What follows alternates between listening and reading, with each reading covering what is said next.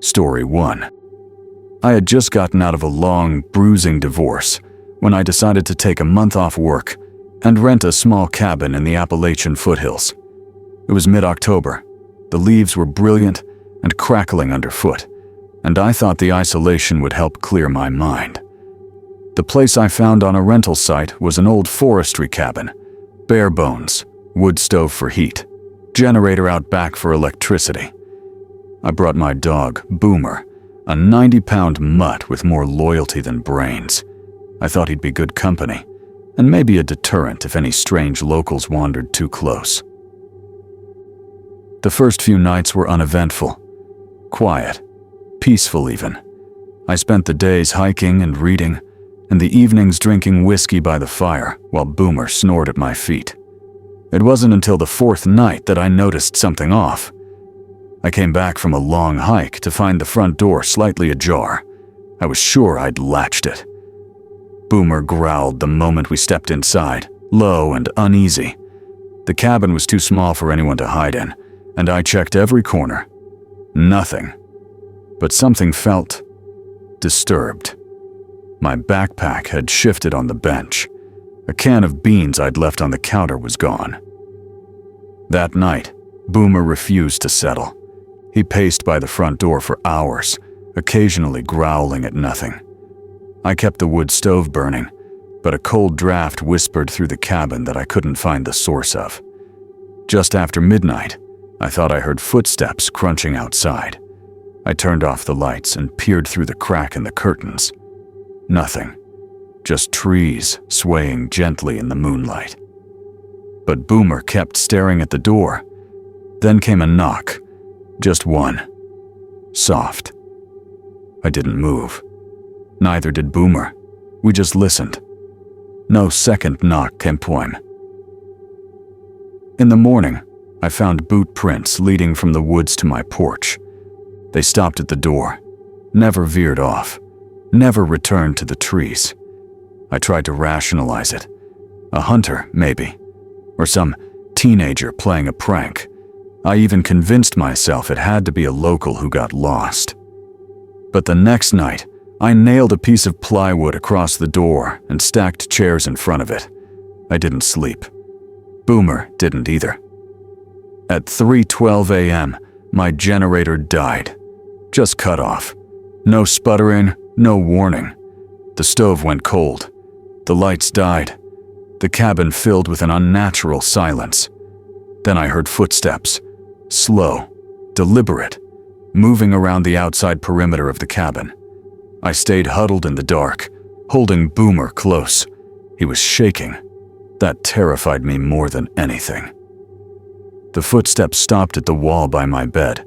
A faint tapping sound started up, like fingernails on wood. It continued for what felt like hours.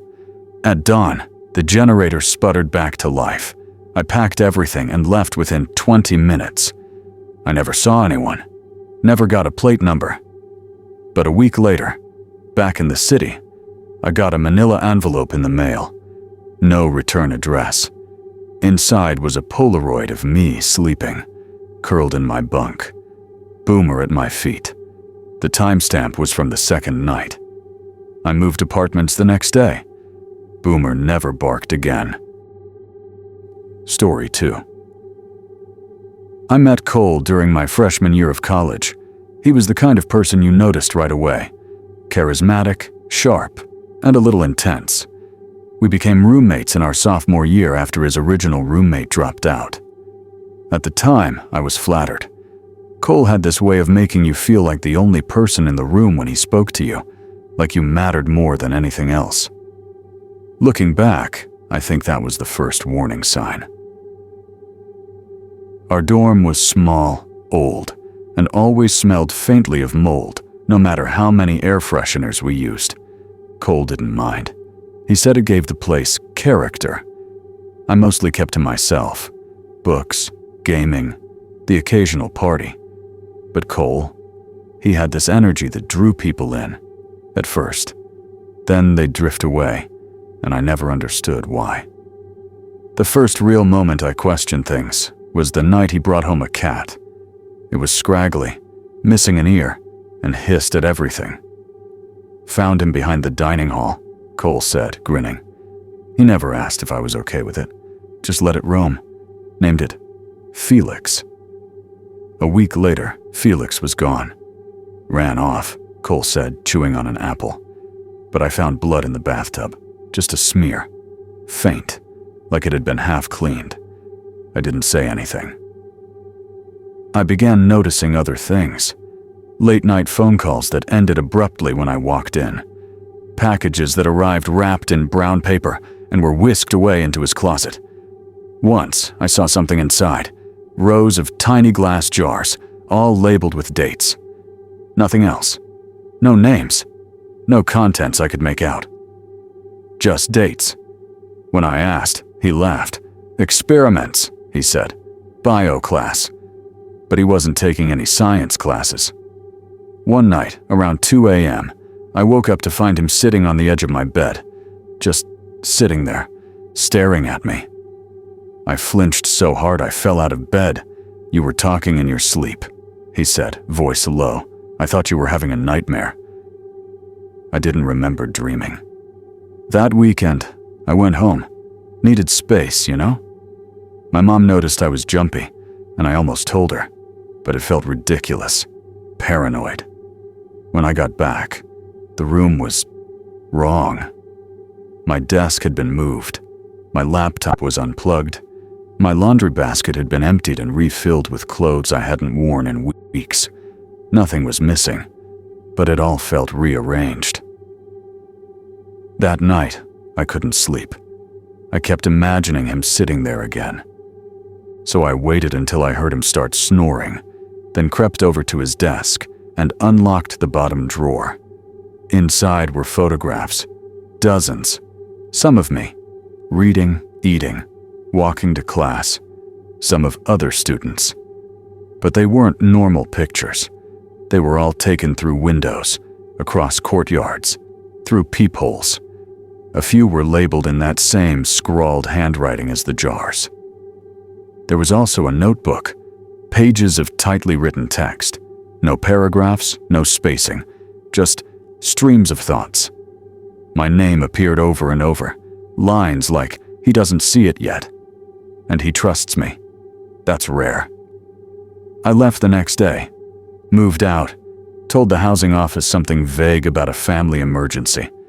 I never saw Cole again. 2 years later, after I'd transferred schools and moved 3 states away, I got an email from an address I didn't recognize. No message, just an attachment. It was a photo of me, taken from across the street, as I was unlocking the door to my new apartment. No one has ever found Cole. I never reported him. I don't know if that makes me complicit or just scared. But I keep blinds drawn now. I don't talk to strangers. And every night before I sleep, I check the closet, just in case. Story 3. A few years ago, I worked as a night security guard at a small-town medical supply warehouse in Pennsylvania. Not the kind of job with a lot of excitement. Just me, a flashlight, and 8 hours of walking loops through aisles of unopened boxes and the hum of old fluorescent lights. I took the job because I needed to pay off some debt, and the solitude didn't bother me. I liked the quiet. The building was tucked away in an industrial lot surrounded by woods. No traffic, no pedestrians. Most nights, I'd go hours without hearing a single sound except my own footsteps and the buzz of the halogen bulbs. The only camera feeds were displayed on a grainy, outdated monitor in the front office. Honestly, the place was more boring than creepy. Until it wasn't. It started with the elevator. There was one old freight elevator in the back that led down to a sub-basement, no longer in use according to my supervisor. The sub-basement wasn't on my patrol route, and the elevator was supposed to be powered down. I checked it out on my first week just to be thorough. Doors wouldn't open, no lights, nothing.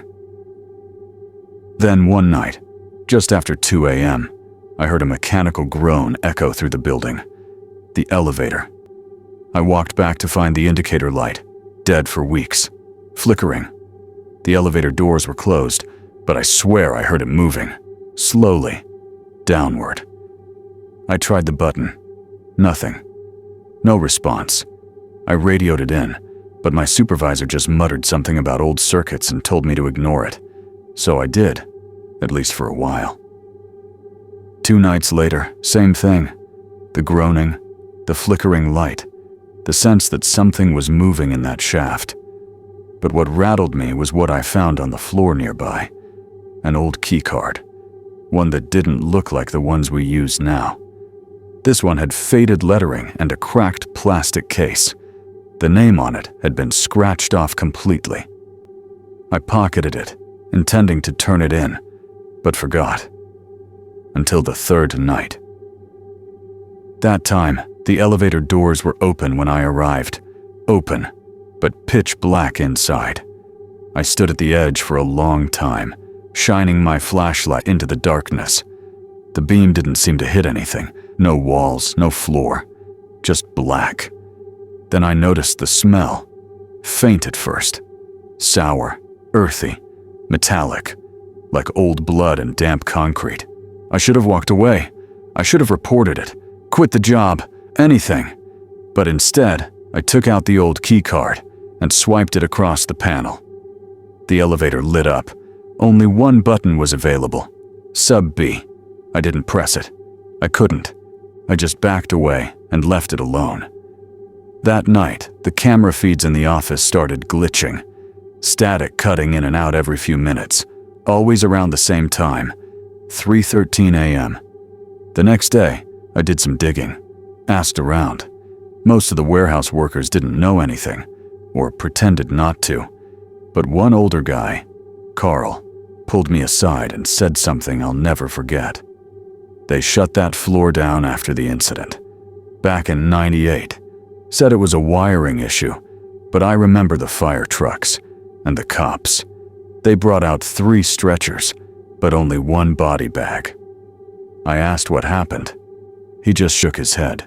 Doesn't matter now. Just don't go down there.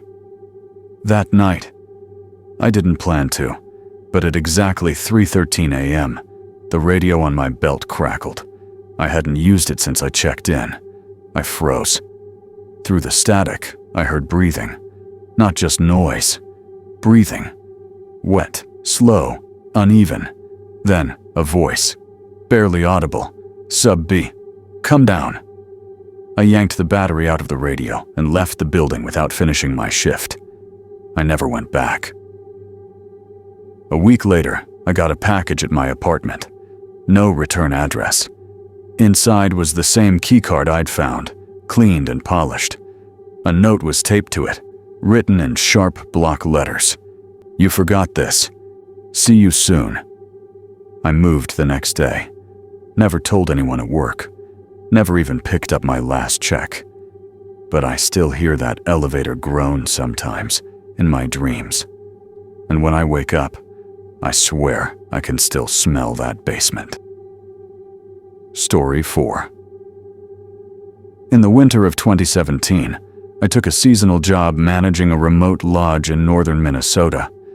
The owners were snowbirds who left every year for Arizona and needed someone to keep the place from falling apart while they were gone. The lodge was technically closed for the season, but a few snowmobilers or off-grid types sometimes passed through and stayed a night. It was easy work.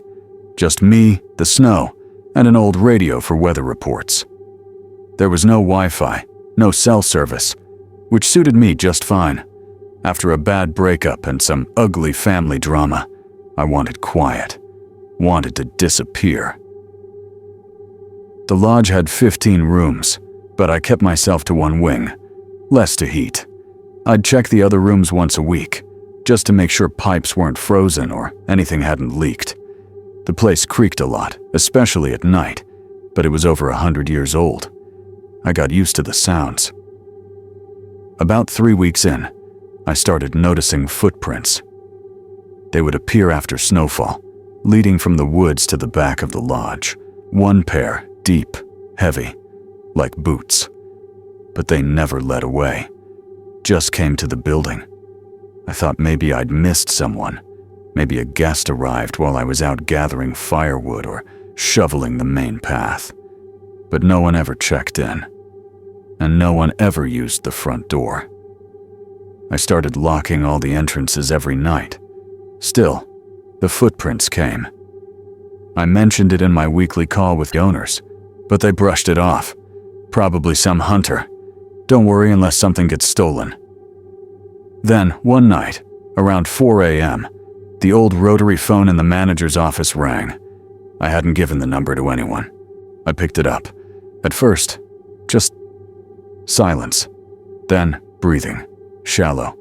Erratic. Almost like sobbing, but not quite. "Hello?" I said. A whisper replied. "Room 12.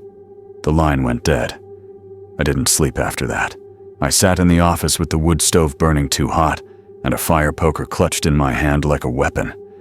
Just before dawn, I went to room 12. The door was closed, locked. I hadn't opened that wing in 2 weeks. But the light was on inside. I stood in the hallway, heart hammering, trying to decide what to do. Finally, I unlocked the door.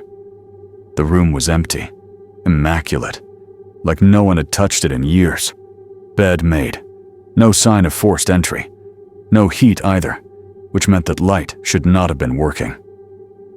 I turned it off, checked the closet, under the bed. Nothing. As I backed out, I saw something etched into the mirror with the tip of a knife or key. "Don't turn around." I froze, but the silence behind me was too loud. I turned anyway. The hallway was empty. I left every light on for the rest of the day. That night, I bolted the doors and windows, blocked them with chairs, suitcases, whatever I could find. At 4 a.m. on the dot, the phone rang again. I didn't answer it. It rang 5 more times before stopping. The next day, I found all the room doors on the second floor wide open. Every single one. Neat and silent, like they'd opened themselves.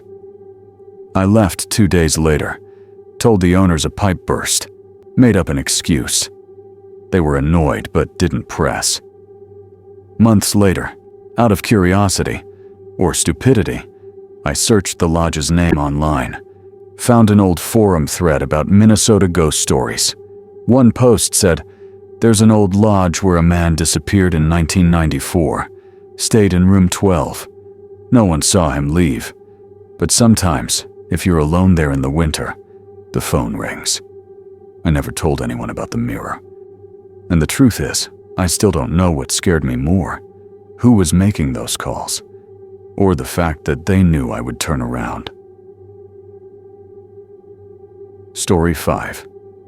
In the fall of 2014, I was living in a rundown apartment complex in St. Louis, one of those brick buildings built in the 60s that always smelled faintly of dust and mildew, no matter how much you cleaned. I'd just gotten laid off from my retail job, was behind on rent, and mostly surviving on instant ramen and bad coffee. I kept to myself. Didn't talk to my neighbors much. But I started noticing someone watching me. It wasn't obvious at first, just that prickling feeling you get at the back of your neck when you know you're being observed. It happened in the stairwell, the laundry room, sometimes even when I was smoking on the fire escape at night. I started double-locking my door. One morning, I woke up to find a sticky note on my front door. No message, just a smiley face drawn in ballpoint pen. No one else on the floor got one. I shrugged it off. Maybe a bored kid. The next night, another note. Slid under the door this time. This one said, "I like how you pace when you're nervous." I stared at it for a long time. That was something I actually did. Only in private. Usually when I was on the phone or waiting on some overdue bill to get paid. I ripped up the note and sat by the door for hours, listening. A few nights later, I stayed up until nearly 3 a.m., watching a horror movie with the sound off. Around 2:40, I heard footsteps outside my door. Slow, deliberate. I didn't move, just sat there, holding my breath. Then a soft, barely audible knock, 3 times. I looked through the peephole. Nothing. But when I opened the door an hour later, there was another note. You don't lock the window in the bathroom. Why? I threw up in the sink. That window was tiny, barely big enough for a person to squeeze through, but not impossible, especially for someone determined. I nailed it shut that same night. I started sleeping with a knife under my pillow, jumped at every creak in the walls. I didn't want to tell anyone, didn't want to sound crazy.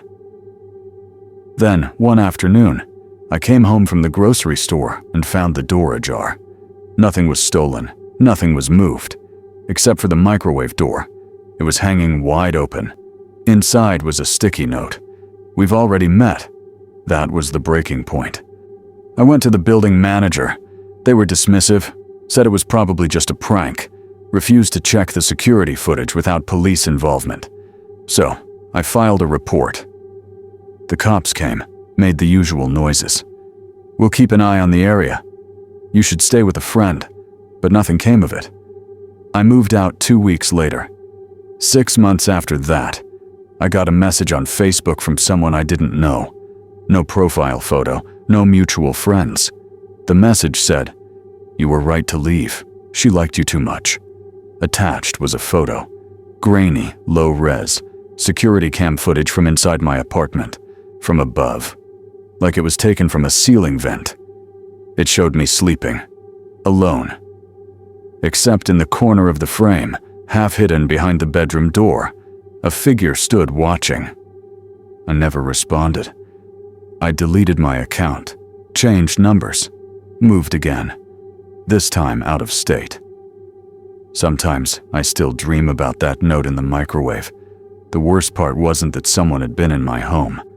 The worst part was the handwriting. It was mine. Story 6.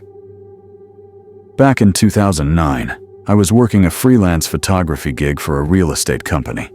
Mostly empty houses, apartments, and the occasional office space. It wasn't glamorous, but it paid the bills. The company would email me addresses. I'd show up with my camera, take interior and exterior shots, and send them in. That was it. No contact with owners, no salespeople.